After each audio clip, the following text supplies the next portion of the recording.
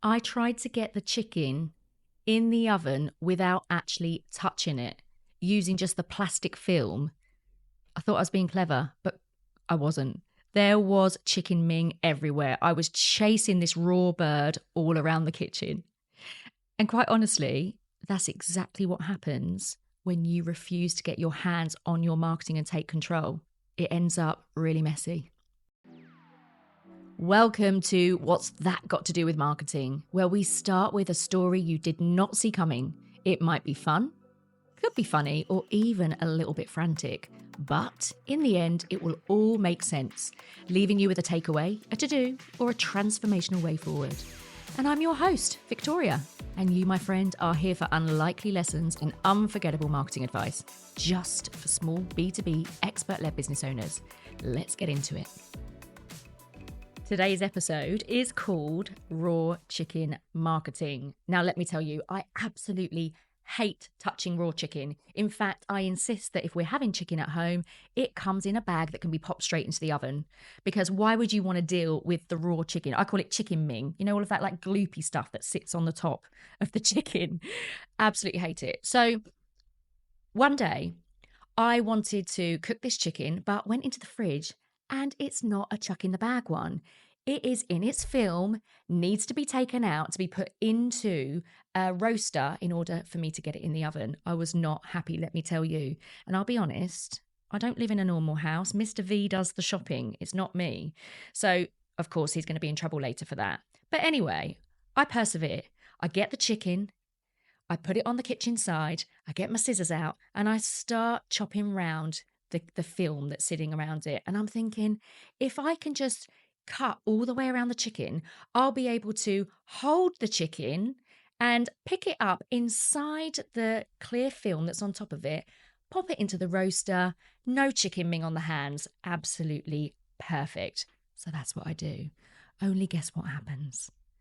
I cannot get purchase on this bloody chicken. And before I know it, the chicken has been lifted up. I've dropped it onto the kitchen work surface. The film never stayed on. And now I'm chasing this bloody chicken around the kitchen. And there is just raw chicken absolutely everywhere. It's gone over the cooker top. It's gone across the work surfaces. Now, all I can say is, I was obviously in a very bad way at this point. I'm swearing, I'm cursing at this thing. To be quite honest, I've gone right off of eating it. So what do? I obviously have to get my hands dirty, pick up the bloody raw chicken, get it inside the roasting tin and put it in the oven. And now I've got Operation Cleanup to handle. Not fun at all. And you know what? This is typically what you do in business. So what's that got to do with marketing? To be honest, if you want to do a really good job of your marketing and get results from it, you've got to get your hands dirty. There is no way that you can try and get results from marketing and grow your business if you are not willing to get stuck in and make it work. Now, there's probably quite a lot of reasons why you haven't got your hands dirty. If that's you, there's quite a lot of reasons why perhaps you have put it off, you haven't got stuck into it, and you've avoided doing it. And to be honest, it might be that marketing feels like a little bit of a dark art to you, a bit like a foreign language. That's quite normal. After all, you set up your business to do what you love or to do what you're great at, not to be able to do everything else around it, like the accounts, the marketing, the sales, and everything else you have to do as a business owner. And that can make you really concerned about getting your hands on the marketing and doing what it takes. I totally get that. And for others, it might just be that it doesn't feel urgent right now. You've got some clients, you're doing all right, but that's where the danger is, because at the end of the day, if you're not prepared to put the effort into thinking about the clients of the future, you end up in this frenzy, in this cycle of just needing to sell urgently. And what do we do when we feel like we need to sell urgently? We're overwhelmed, we're stressed, and it comes across in our marketing. It comes across in the pricing that we offer. So we knee jerk and, give stuff away for free or charge way less than we're actually worth because we're desperate for the sale. It is not a good place to be in that sales frenzy. So we do really need to be thinking about how to make marketing a part of life every single day and not just when we feel it's urgent. So instead of the feast or famine, making it much more natural part of our day as business owners. And of course, there's other people out there that essentially they've just outsourced it. They've offloaded it. They've put it elsewhere. That might be to a marketing agency. It might be to a virtual assistant. And it might have even be that you have given it away to perhaps an admin person that works for you. The problem with that is it's only ever going to be as good as the brief. So if you have instructed someone to do the marketing for your business, no matter who it is, if there's not really good briefing, strategy, direction, expected results, it's not going to work. It's not going to get you what you need for your business. So even if you are outsourcing it elsewhere, you've got to make sure that you understand where it's going. You've got to understand that if you don't know all about it, what people are doing on behalf of you, on your behalf, if you don't know what people are doing to get the results, if you don't know how well they're actually performing right now in terms of all of the metrics, it's never going to be as good as it can be. And also, marketing, let's be honest, it can feel quite like a time suck. And when you're trying to do everything else in your business, when you're trying to do the customer support, you're trying to do, as I said earlier, the finances, the sales, and everything else that comes with running a business, it really is quite tough to then think, well, how am I going to fit this marketing in as well? But we don't have a choice. You've got to make the time for it. And I'm going to give you some ideas in a little while as to some of the things that you could be doing. But let me tell you this, above all else, the best people to do marketing in a business are the ones that work within it. That is you. And the simple reason for that is because you know your customer. You know what makes them tick. You know exactly what you want to say to them that will resonate with them. So let's just talk a little bit about that. Let's talk about your customer. So I call customers star customers. That stands for, first of all, that they're very specific to you. So let's think about you taking hold of your marketing. You know your customer inside out. And you're going to be thinking about that exact type of customer that you really want to connect with that's best for your business. Secondly, my T of star customer is they're targeted. So you can describe them exactly like they're standing in the room with you. Their wants, their needs, their pain points, what keeps them awake at night, what do they want to really achieve in their lives, in their day, in their week, in their month, in their year. You know all of that. So they're very, very targeted.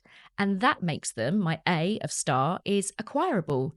You'll know exactly where to go to get hold of them. So you'll know exactly what marketing channels to go and show up in. And you'll know what to say, more importantly, because you've connected with them. You understand them on a level that no one else can.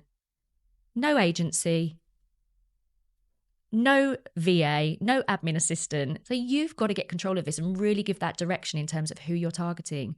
So as I said, acquirable, you can go and say what they need to hear in the places that they will be hanging out. And that makes them, lastly, results focused. Now, we want to be working with people that appreciate our worth, don't we?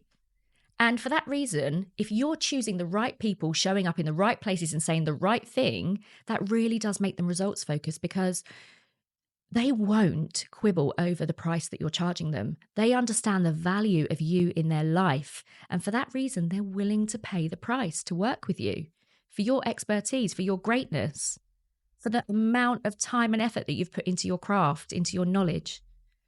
So that's what a star customer is all about. I want you to have a little think about that and think about whether or not you actually understand your customers inside out. And if you don't, no one else will. So step back and think about your goals. I'm a massive believer that where the focus goes, the energy flows. So if you are focused on understanding what your goals are, you're keeping an eye on them every single week, if not every day, you're sharing them with your team, you will naturally be interested and you will be focused on reaching those goals. And you will be doing the activity that is required to meet them. And that's what you really need to do. Okay, get your hands dirty, understand what the goals are first and foremost. Secondly, I want you just to have a little bit of a think about whether or not you're on track. Keep that measurement up. Okay, every single week, make sure you're looking at where am I against my pathway forward. Because imagine getting to the end of the year and you have not yet taken the time to spend looking at those numbers, and you find out that at the end of the year, you've got to achieve the whole year's worth of targets in just a couple of months. That is not a good place to be. So that is something else I really do recommend that you do. So we know who we're targeting. We know what we're saying. We know exactly where to show up. We know what our goals are. We need to now make sure that we're really connecting with that customer. So there's two things that I want to tell you about connecting with your customer. And the first one is, and think about this for yourselves because this is just so true. We all buy on emotion. So there's nothing that we don't buy that's not emotive. And that comes right the way down to the tea bag that you use for your cup of tea. For me, it's always a Yorkshire because they're nice and strong. And I like mine to be nice and strong. And the reason that I talk about emotion there with tea is because I'm not just drinking a cup of tea. I'm taking the time to sit down and have a bit of relaxation. So I like to get up before everyone else in the family. I'll go downstairs, I'll sit on the sofa. I've got a nice blue comfy sofa and I like to sit there and sip my tea and just have a moment to myself before everyone wakes up. I am buying those tea bags for the relaxation. And when I get home from work, I do the same again. And woe betide anyone that comes anywhere near me when I'm having my cup of tea after work.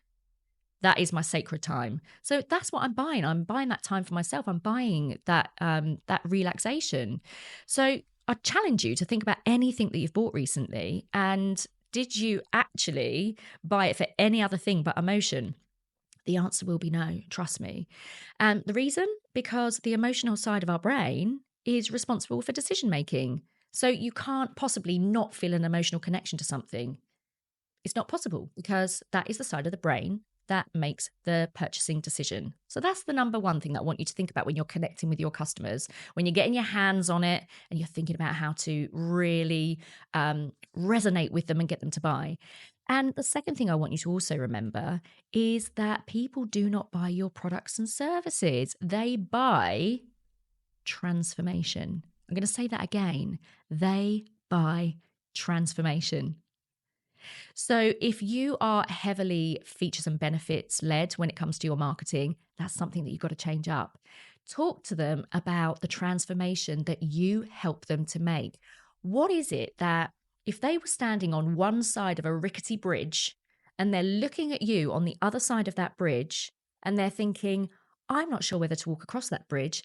It doesn't look safe. I've no idea what's beneath that bridge. It's full of danger. What is it that's going to make them walk across? They've got to know that whatever it is that's on the other side of that bridge, it is worth the risk. And that's exactly how they feel when they're trying to make a decision about coming to work with you. They're thinking, is it the right move? What danger is involved in this? Because they're probably parting with a fair bit of cash, a fair bit of time. So whatever that sacrifice is that they're making, you've got to make sure that it's worth it for them. And the only way to do that is to explain to them what's on the other side of the bridge. And that's the transformation. So, for example, if you are a coach, a business coach, you're not selling them business coaching. You're selling them the growth of their business, perhaps. You are selling them an exit planning strategy so they can get out and make a whole bunch of money. Like whatever it is that your thing is, that's what you're selling to them. You're selling the transformation. So really connect with that. And I would advise that you go and have a little look around all of your marketing assets and whether or not you're really telling that story, both the emotion side and the transformation side. Okay. So there's a couple of little jobs for you there to go away and set your goals, really connect with your ideal customer. Think then about the transformation that you bring. Think about the emotional side that they bring, that you bring.